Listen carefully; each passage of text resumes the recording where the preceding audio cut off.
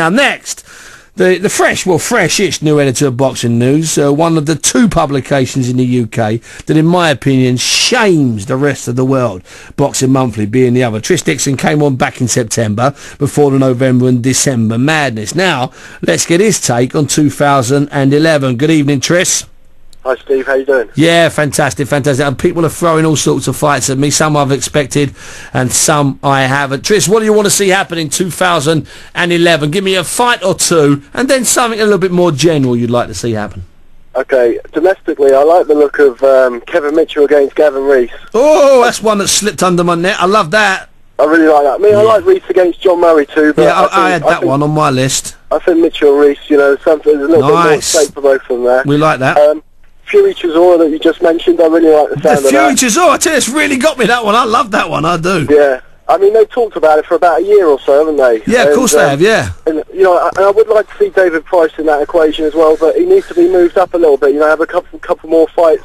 He's got to get a few rounds somewhere. Higher level. Yeah, exactly. Get some more rounds under his belt, but he's certainly got the potential to be in there with those guys. Yeah, I definitely reckon. I like the sounds of Stewie Hall and Jamie McDonald. Yeah, but McDonald's got a terrific attitude. He sells good tickets up there. I'm a big fan of that kid. I like him, man.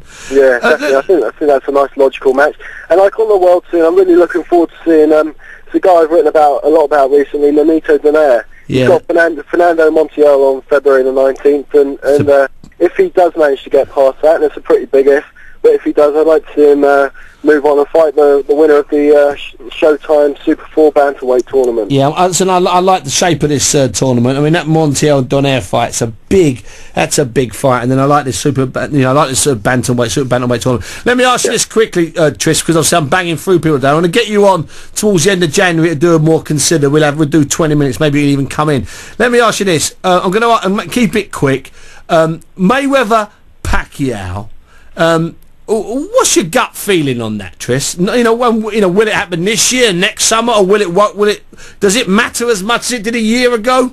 It's not being talked about as much now, I don't believe. That's the truth, yeah. Certainly not in the general domain. It's still being talked about a lot in boxing. Gut feeling is now, I don't think it will happen. Yeah. And I'm with you on that one as well. I think, Mayweather's 34, 35 this year, or certainly next year.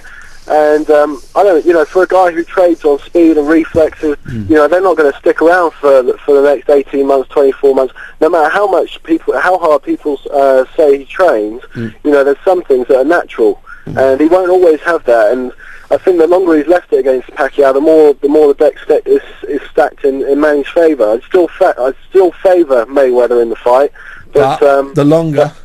But yeah, I mean, if that fight could be done about November time, it could be perfect timing, really. Listen, Tris, it's always a pleasure. Boxing News available on a Thursday now, if I'm not mistaken. Yeah, that's right. Thanks, Steve. No, it's my pleasure. Tris Dixon there, editor of Boxing News. Now, remember, if you want to be an expert, trust me, you can listen to this show, obviously. Tune into Ringside every now and again, because it's still a very good show, even though I get a little bit of stick sometimes for criticising it. It's that tiny ring gets me. But if you want to really have a bit of get on top of things, get hold of Boxing News and Boxing Monthly each and every week. It's not hard. Now, amateur